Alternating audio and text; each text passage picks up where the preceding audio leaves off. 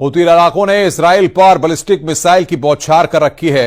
Houthi विद्रोहियों ने नया हमला अमेरिका की टॉमहॉक मिसाइल के बदले में शुरू किया है।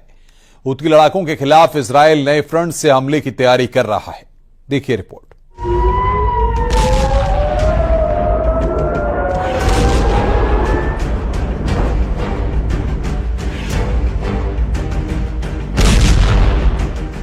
हूथी ने इजराइल में घुसकर तबाही मचाई।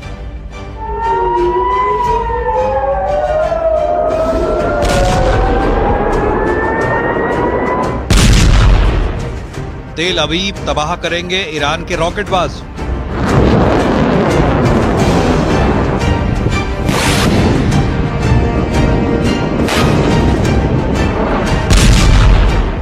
हूथी को हमास न समझना इजराइल। लाल टोपी वाला कमांडर करेगा वॉर खल्लास।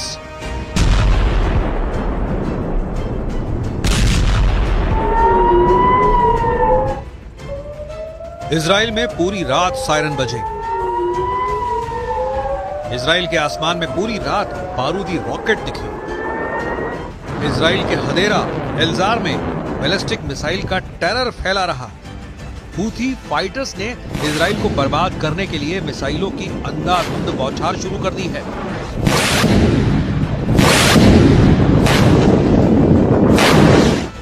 इजराइल को हराने का दम भर रहे हूथी फाइटर्स अब बेकाबू हो चुके हैं। हूथी लड़ाकों ने इजराइल पर नया हमला अमेरिका की टॉम हॉक मिसाइल के हमले के जवाब में किया है।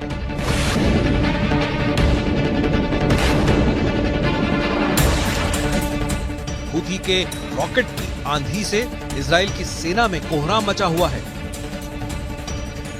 हूथी फाइटर्स ने ईरान की खातिर हिजबुल्लाह और हमास दोनों का बदला इजराइल से लेना शुरू कर दिया है। हूथी फाइटर्स अब अकेला फाइटर ग्रुप है जिसने इजराइल को अब तक बराबर की टक्कर दी है। इजराइल के हवाई हमले के बदले में हूथी विद्रोही फिलिस्तीन 2 जैसी हाइपरसोनिक मिसाइल के धमाके कर चुके हैं, लेकिन हूथी के लेटेस्ट हमले बैलिस्टिक मिसाइल की बौछारों से किए गए हैं।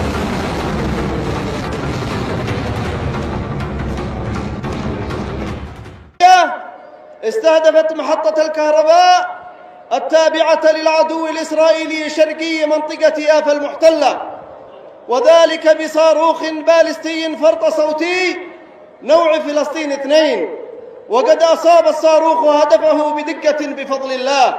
الله أكبر.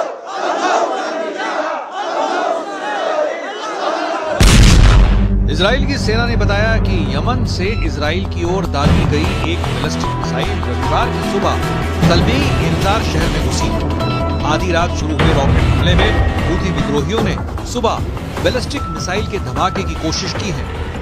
बैलिस्टिक मिसाइल का टारगेट उत्तरी इजराइल का हदेरा इलाका था, जहां इजरायली सेना ने पहले ही हमले की चेतावनी जारी की थी। हूथी की लंबी दूरी की मिसाइल हमले से बचने के लिए एयर डिफेंस सिस्टम को एक्टिव करके रखा गया है। מול ציר הרשע של איראן שחותר להשמדתנו. הבוקר החות'ים שיגרו טיל קרקע מתימן לשטחנו. הם כבר היו צריכים לדעת שאנחנו גובים מחיר כבד על כל ניסיון לפגוע בנו. מי שזקוק לתזכורת בעניין זה מוזמן לבקר בנמל חודדה. כל מי שתוקף אותנו לא יחמוק מנחת זרוענו.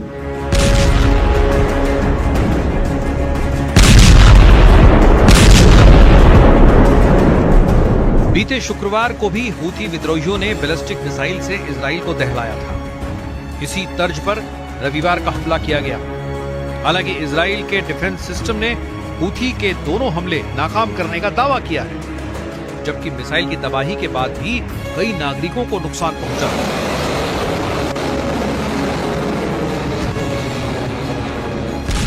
हूथी विद्रोहियों के हमले में आई तेजी की कई वजहें सामने आई, जिसमें अमेरिका के हमले के पलटवार के साथ ही इजराइल और मिस्र की वॉर डील को भी सबसे बड़ी वजह बताया जा रहा है। इजरायली सूत्रों ने दावा किया है कि तेल अवीव के दबाव में मिस्र ने यमन में हूथी फाइटर्स के खिलाफ बड़ी एयर स्ट्राइक करने की योजना बनाई है। यमन मीडिया की रिपोर्ट के मुताबिक हूथी विद्रोहियों को रोकने के लिए इजरायली मिस्र की वार डील की गुप्त जानकारियां सामने आई है, जिसमें सबसे अहम पॉइंट है تمكنت الدفاعات الجوية في القوات المسلحة اليمنية من إسقاط طائرة أمريكية نوع MQ-9 وذلك أثناء قيامها بتنفيذ مهام عدائية في أجواء محافظة مأرب. تمت عملية إسقاط الطائرة بصاروخ أرض جو محلي الصنع. मिस्र की एयरफोर्स हूथी विद्रोहियों के खिलाफ भीषण एयर स्ट्राइक करके हथियार गोदाम को नुकसान पहुंचाए। मिस्र हूथी फाइटर्स पर हवाई हमले की वजह अपनी राष्ट्रीय सुरक्षा की रक्षा के लिए जरूरी बताएगा। हूथी पर हमले की एक और वजह के तौर पर समुद्री नेविगेशन के लिए खतरे को भी गिनाया जाएगा। संयुक्त राष्ट्र चार्टर के अनुच्छेद 51 सहित अंतर्राष्ट्रीय कानून देशों को आत्मरक्षा का अधिकार देते हैं। 1982 के समुद्री कानून सम्मेलन में राज्यों के समुद्री मार्गों की रक्षा करने के अधिकारों की पुष्टि की गई है।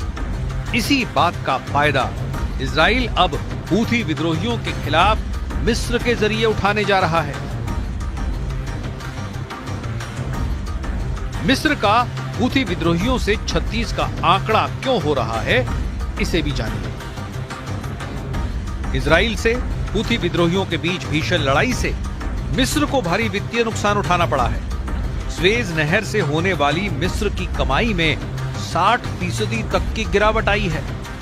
मिस्र को होने वाले इस नुकसान का अनुमान लगभग $7 बिलियन लगाया गया है, जिसकी वजह से मिस्र कंगाली की तरफ बढ़ चुका है। मिस्र में बढ़ते आर्थिक संकट से सीरिया जैसे हालात बन चुके हैं। 10 साल से सत्ता पर बैठे राष्ट्रपति अब्देल फतेह अल सीसी का हाल भी कहीं बशर अल असद जैसा न हो जाए। तुर्की की तिगड़म चली तो मिस्र में तख्ता पलट ज्यादा दूर नहीं, और यही वजह है कि अब्देल फतेह नेतन्याहू से गठजोड़ कर हूथी फाइटर्स को कंट्रोल करने में जुट गए हैं। उधर हूथी फाइटर्स ने भी इजराइल को करारा जवाब देने का मन बना लिया है।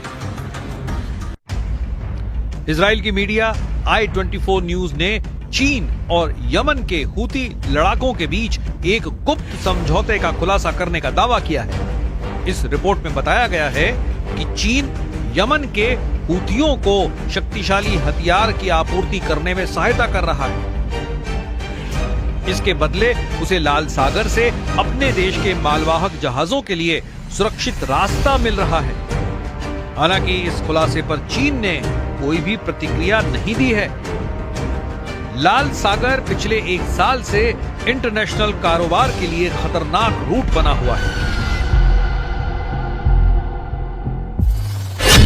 I-News-24 की रिपोर्ट में बताया गया है कि चीन और हूथी के बीच हथियारों की सप्लाई का बड़ा नेटवर्क सामने आया है, जिससे लाल सागर ट्रेड रूट खतरे में पड़ सकता है। I-24 न्यूज से बात करने वाले अमेरिकी खुफिया सूत्रों के अनुसार ईरान समर्थित हूथी लड़ाके अपने हमलों में चीनी हथियारों का जमकर इस्तेमाल कर रहे हैं। चाइनीज हथियारों के बदले में चीनी झंडे लगे मालवाहक जहाजों को लाल सागर में हूथी विद्रोही सुरक्षा की गारंटी दे रहे हैं। अमेरिकी खुफिया सूत्रों के मुताबिक हूथी बैलिस्टिक और क्रूज मिसाइलों में चीन के उपकरण और तकनीक के इस्तेमाल की पुष्टि हो चुकी है।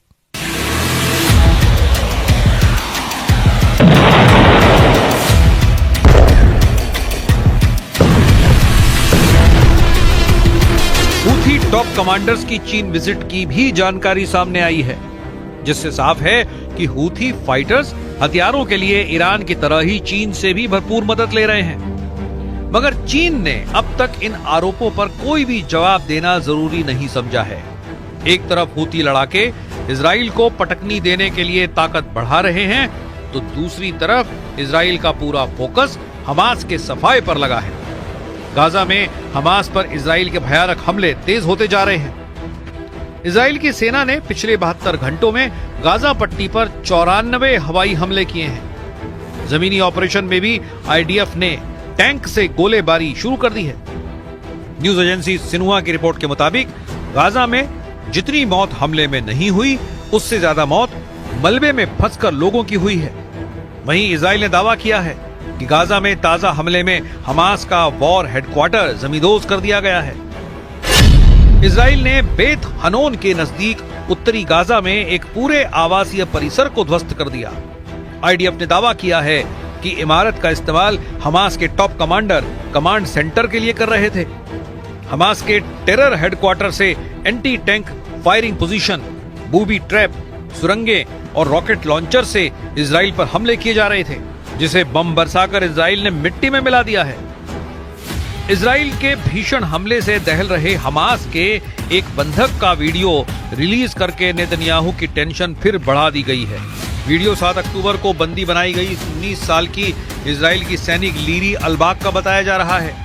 वीडियो में लीरी दर्द से टूटी और बदहवास दिख रही है। हमास के जारी किए गए इस 3.5 मिनट के वीडियो में अलबाग पिछले 450 से अधिक दिनों तक कैद में रखे जाने के बारे में बता रही है। वीडियो जारी होने के बाद लीरी की मां ने बेटी के जिंदा होने की जानकारी मिलने की बात कही। हालांकि वीडियो को देख पाने की हिम्मत वो नहीं जुटा पाई। टाइम्स ऑफ इजराइल के मुताबिक लीरी के परिवार ने कहा कि ये उनकी बेटी और बहन नहीं है जिसे हम जानते थे। लीरी बुरे हालात में है। हमास ने लीरी को 4 और जवानों के साथ बंदी बनाया था। गाजा बॉर्डर के पास नाहल ओज सैन्य अड्डे पर तैनात लीरी को किडनैप कर हमास लगातार उन्हें अलग अलग ठिकाने पर छिपाता रहा है। लेकिन लीरी का वीडियो रिलीज कर अब हमास ने प्रेशर नेतन्याहू पर और बढ़ा दिया है। इस बीच नेतन्याहू ने इमरजेंसी मीटिंग बुलाई है। सर्जरी के बाद नेतन्याहू फिर से एक्टिव हो गए हैं। इजरायली सेना रेडियो की रिपोर्ट के मुताबिक नेतन्याहू ने रविवार को रक्षा मंत्री इजराइल कॉट्स, राष्ट्रीय सुरक्षा मंत्री इटमार बेन गवीर और वित्त मंत्री बेजेल स्मोट्रिच के साथ तत्काल सुरक्षा बैठक बुलाई है। रिपोर्ट ने बताया कि गाजा में बंदियों की रिहाई पर नेतन्याहू अपडेट लेंगे, जिसमें कतर बैठक का पूरा ब्यौरा भी उन्हें दिया जाएगा। नेतन्याहू सीरिया फ्रंट पर भी हिजबुल्लाह के खिलाफ ऑपरेशन का अपडेट लेंगे, जहां इजरायली सेना ने बड़ी कामयाबी हासिल की है। सीरिया के बफर जोन में इजराइल आर्मी को हिजबुल्लाह के बड़े हथियार डिपो का पता चल गया है। सर्जरी के बाद फिट होकर पीएम नेतन्याहू फिर से सभी दुश्मनों की तबाही का प्लान नए सिरे से तैयार कर सकते हैं। अमेरिका से मिले $8 अरब के हथियारों ने नेतन्याहू को नई ताकत दी है। इजराइल के विरोधी लीडर भी अब युद्ध में जीत का दम भरने लगे हैं।